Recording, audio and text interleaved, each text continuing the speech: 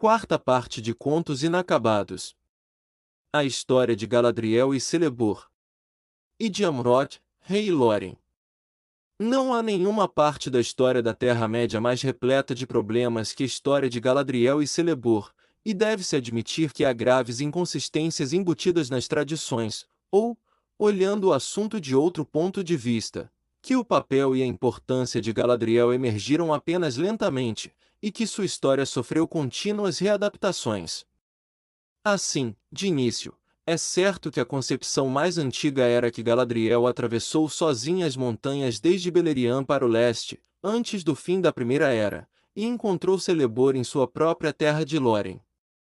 Isso está explicitamente afirmado em escritos inéditos, e a mesma ideia forma a base das palavras de Galadriel a Frodo, em A Sociedade do Anel, em que ela diz de Celeborn que ele habitou no oeste desde os dias do amanhecer, e eu habitei com ele por anos incontados, pois antes da queda de Nargothrond ou Gondolin passei por cima das montanhas, e juntos, através das eras do mundo, combatemos a longa derrota. É muito provável que Celeborn nessa concepção fosse um elfo Nandorin, isto é, um dos Teleri que se recusaram a atravessar as montanhas nevoentas na grande jornada a partir de Cuivienen. Por outro lado, no apêndice B de O Senhor dos Anéis, aparece uma versão posterior da história. Pois lá se afirma que no início da Segunda Era em Lindon, ao sul do Lum, habitou por algum tempo Celeborn, parente de Thingol, sua esposa era Galadriel, a maior das mulheres élficas. E nas notas de Derod Gouzeveron, está dito que Galadriel passou sobre as montanhas de Eredluin com seu esposo Celeborn, um dos Sindar, e foi para Eregion. Em O Silmarillion há uma menção do encontro de Galadriel e Celeborn em Doria, e do parentesco dele com Thingol, bem como do fato de que pertenciam àqueles Eldar que permaneceram na Terra-média após o fim da Primeira Era. As razões e os motivos dados para Galadriel permanecer na Terra-média são vários.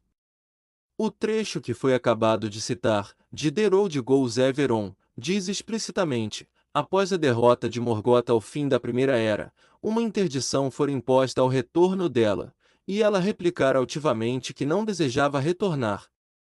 Não há afirmativa tão explícita em O Senhor dos Anéis, mas em uma carta escrita em 1967 meu pai declarou: foi permitido aos exilados retornar, com exceção de alguns principais agentes na rebelião, dos quais à época de O Senhor dos Anéis apenas Galadriel restara. Na época de seu lamento em Lórien ela acreditava que isso seria permanente, enquanto a terra durasse. Por isso ela conclui seu lamento com um desejo ou súplica de que a Frodo possa, como uma graça especial, ser concedida uma estadia purgatória, mas não penal, em Eressëa, a ilha solitária à vista de Aman, embora para ela o caminho esteja fechado.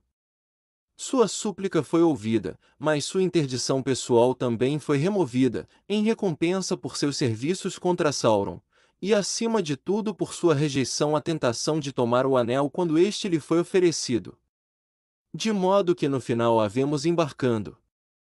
Esta afirmativa, no entanto, muito positiva em si mesma, não demonstra que a concepção de uma interdição ao retorno de Galadriel para o oeste estivesse presente quando o capítulo Adeus a Lórien foi composto.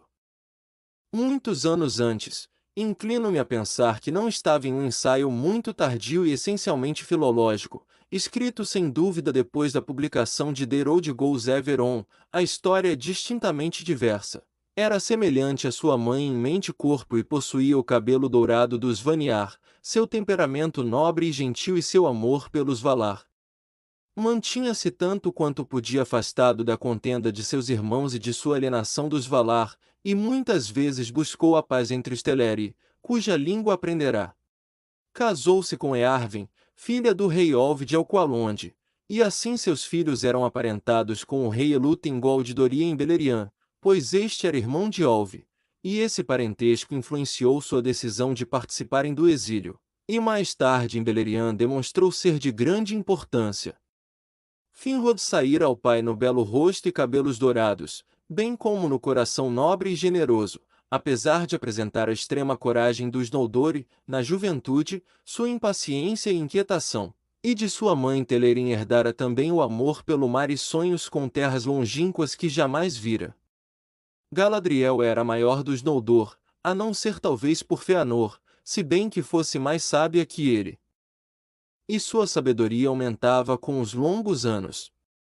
Seu nome materno era Nervin, donzela-homem, e ela atingiu uma altura além da medida até mesmo das mulheres dos Noldor. Era forte de corpo, mente e vontade, rivalizando tanto com os sábios como com os atletas dos Eldar nos dias da juventude destes. Era considerada bela mesmo entre os Eldar, e seu cabelo era tido como maravilha sem par. Era dourado como o cabelo de seu pai e de sua ancestral Indis, porém mais rico e mais radiante, pois seu ouro continha alguma lembrança da prata estelar de sua mãe. E os Eldar diziam que a luz das duas árvores, Laurelin e Telperion, havia sido apanhada em seus cachos. Muitos pensavam que foi essa expressão que deu primeiro a Fëanor a ideia de aprisionar e misturar a luz das árvores que mais tarde tomou forma em suas mãos como as Silmarils. Pois Fëanor contemplava o cabelo de Galadriel com maravilha e deleite. 3 vezes implorou por um cacho, mas Galadriel não lhe deu nem mesmo um fio de cabelo. Esses dois parentes, os maiores dentre os Eldar de Valinor, ficaram sendo inimigos para sempre. Galadriel nasceu na bem-aventurança de Valinor, mas não passou muito tempo, pela contagem do reino abençoado, até que esta minguasse, e daquele ponto em diante, ela não teve paz interior. Pois naqueles tempos difíceis, em meio à contenda dos Noldor, ela era arrastada de um lado para o outro. Era orgulhosa, forte e voluntariosa, assim como todos os descendentes de Finve, salvo Finarfin, e como seu irmão Finrod, o mais próximo ao seu coração de toda a família, tinha sonhos de terras longínquas e domínios que poderiam lhe pertencer, para governá-los como quisesse, sem tutela. Porém ainda mais fundo habitava nela o nobre e generoso espírito dos Vanyar, bem como uma reverência pelos Valar que não podia esquecer. Desde os primeiros anos, tinha o maravilhoso dom de penetrar na mente alheia, mas julgava os outros com compaixão e compreensão, e a ninguém negava sua boa vontade. A única exceção de Fëanor. Nele, ela percebia uma escuridão que odiava e temia, embora não se desse conta de que a sombra do mesmo mal recaíra sobre a mente de todos os Noldor, e sobre a sua própria. Assim aconteceu que, quando se desvaneceu a luz de Valinor, para sempre, como pensavam os Noldor, ela se uniu à rebelião contra os Valar que os mandavam ficar, e, uma vez que pôs os pés nesse caminho, não quis voltar atrás e rejeitou a última mensagem dos Valar, incorrendo, assim, na sentença de Mandos. Mesmo após o implacável ataque aos Teleri e o rapto de seus navios, apesar de ter lutado ferozmente contra Fëanor em defesa da família de sua mãe, ela não recuou. Seu orgulho recusava-se a permitir que retornasse derrotada, suplicante por perdão. Agora, porém, ela ardia com o desejo de seguir Fëanor, irada, a quaisquer terras às quais ele chegasse e de frustrá-lo de todas as maneiras que pudesse. O orgulho ainda movia quando, ao final dos dias antigos, após a última derrocada de Morgoth, ela recusou o perdão dos Valar para todos os que o haviam combatido, e permaneceu na Terra-média. Somente depois de se passarem mais 2 longas eras, quando finalmente tudo o que desejara na juventude lhe chegou às mãos, o anel do poder e o domínio da Terra-média com o qual sonhara, foi que sua sabedoria se tornou plena e ela tudo rejeitou. E, ao passar por esse último teste, partiu para sempre da Terra-média. Essa última frase está intimamente relacionada com a cena em Lothlórien em que Frodo ofereceu um anel a Galadriel, e agora ele afinal. Tu me darás o anel de livre vontade. No lugar do Senhor Sombrio colocarás uma rainha. Em O Silmarillion conta-se que, à época da rebelião dos Noldor em Valinor, Galadriel estava ávida por partir. Nenhum juramento fez. Mas as palavras de Fëanor acerca da Terra-média acenderam um fogo em seu coração, pois ela ansiava por ver as vastas terras sem guarda e reger lá um reino a seu próprio alvitre. Existem, porém, no presente relato, vários traços dos quais não há vestígio em O Silmarillion, O parentesco dos filhos de Finarfin com Thingol como fator que influenciou sua decisão de se unirem à rebelião de Fëanor, a peculiar ojeriza e desconfiança de Galadriel por Fëanor desde o começo, e o efeito que Galadriel exercia sobre ele, e a luta em Alqualond entre os próprios Noldor. Angrod garantiu a Thingol em Menegroth apenas que a família de Finarfin era inocente da matança dos Teleri. No entanto, o que é mais notável no trecho recém-citado é a afirmativa explícita de que Galadriel recusou o perdão dos Valar ao final da Primeira Era. Mais adiante nesse ensaio disse que, embora fosse chamada Nervin pela mãe e Artanis, mulher nobre, pelo pai, o nome que escolheu como seu próprio nome em Sindarin foi Galadriel, pois era o mais belo de seus nomes, e lhe fora dado pelo seu amado, Teleporno dos Teleri, com quem mais tarde se casou em Beleriand. Teleporno é Celeborn, que aqui recebe uma história diferente, conforme se discute adiante. Uma história totalmente diferente, esboçada mas nunca desenvolvida, sobre a conduta de Galadriel à época da rebelião dos Noldor aparece em uma nota muito tardia e parcialmente legível, o último escrito de meu pai sobre o tema de Galadriel e Celeborn, e provavelmente o último sobre a Terra-média e Valinor, redigido no seu último mês de vida. Ali ele salientava a estatura imponente que Galadriel já tinha em Valinor, equivalente à de Fëanor, se bem que, diversa em dons, e ali está dito que, longe de se unir à revolta de Fëanor, ela se opôs a ele de todas as maneiras. Na verdade desejava partir de Valinor e ir ao amplo mundo da Terra-média para exercer seus talentos. Pois como era brilhante na mente e veloz na ação, cedo absorvera tudo o que fora capaz dos ensinamentos que os Valar julgavam conveniente transmitir aos Eldar, e sentia-se confinada na tutela de Ama. Esse desejo de Galadriel era, ao que parece, do conhecimento de Manwë, e ele não lhe proibira nada, mas ela também não receberá permissão formal para partir. Ponderando o que poderia fazer, os pensamentos de Galadriel voltaram-se para os navios dos Teleri, e por algum tempo ela foi morar com a família de sua mãe em Alqualond. Lá encontrou Celeborn, que aqui é novamente um príncipe Telerin, neto de Olv de Alqualond, portanto, parente próximo dela. Juntos planejaram construir um navio e nele navegar até a Terra-média. Estavam a ponto de pedir permissão aos Valar para sua aventura quando Melkor fugiu de Valmar, voltando com Ungoliant, destruiu a luz das árvores. Na revolta de Fëanor, que se seguiu ao obscurecer de Valinor, Galadriel não tomou parte. Na realidade ela e Celeborn lutaram heroicamente em defesa de Alqualond contra o ataque dos Noldor, e o navio de Celeborn foi salvo deles. Galadriel, agora desesperançada de Valinor e horrorizada com a violência e a crueldade de Fëanor, velejou pelas trevas sem esperar pela permissão de Manwë, que naquela hora sem dúvida lhe teria sido negada, por muito que seu desejo fosse legítimo em si. Dessa forma foi incluída na interdição de todas as partidas, e Valinor fechou-se ao seu retorno.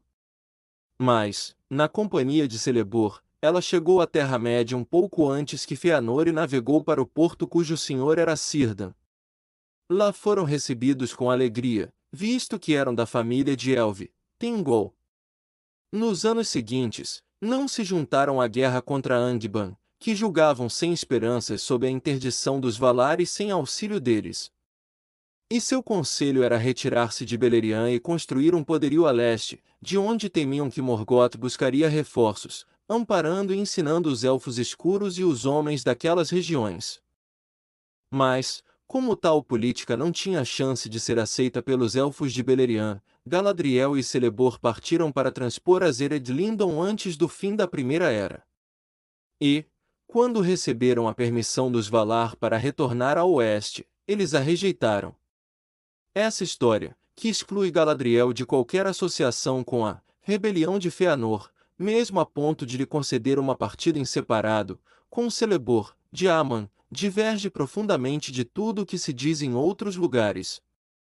Ela decorreu de considerações filosóficas, e não históricas, por um lado acerca da precisa natureza da desobediência de Galadriel em Valinor, e por outro acerca de sua condição e seu poder na Terra-média.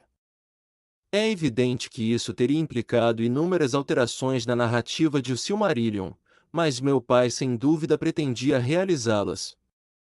Pode-se notar aqui que Galadriel não aparecia na história original da rebelião e fuga dos Noldor, que existia muito antes dela, e também, naturalmente, que após sua aparição nas histórias da Primeira Era seus atos ainda poderiam sofrer transformações radicais, visto que o Silmarillion não fora publicado.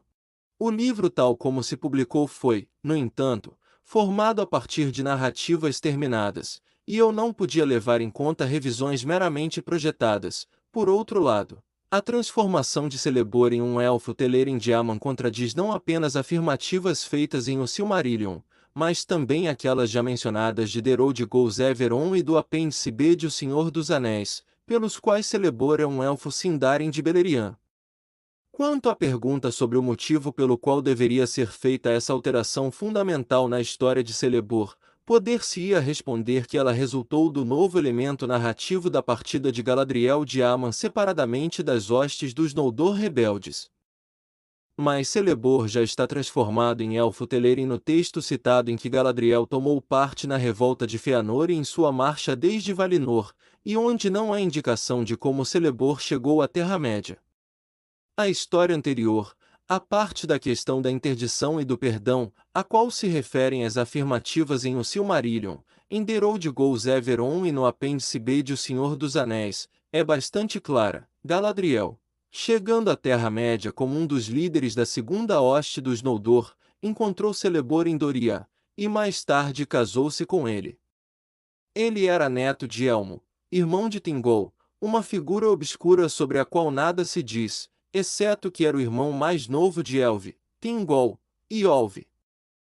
E era amado por Elvi, com quem permaneceu. O filho de Elmo chamava-se Galadon, e seus filhos eram Celeborn e Galatil.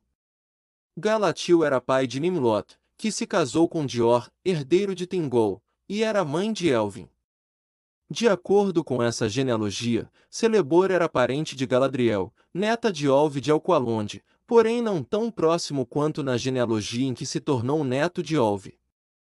É uma presunção natural que Celeborn e Galadriel estivessem presentes na ruína de Doria, disse em um lugar que Celeborn escapou do saque de Doria. E talvez tenham ajudado Elvin a escapar para os portos do Sirion com a Silmaril, mas em nenhum lugar isso está afirmado. Celeborn é mencionado no apêndice B de O Senhor dos Anéis como tendo habitado por algum tempo em Lindon ao sul do Lum, mas no início da Segunda Era eles transpuseram as montanhas para entrar em Eriador. Sua história subsequente, na mesma fase, por assim dizer, descrita de meu pai, está contada na breve narrativa que se segue.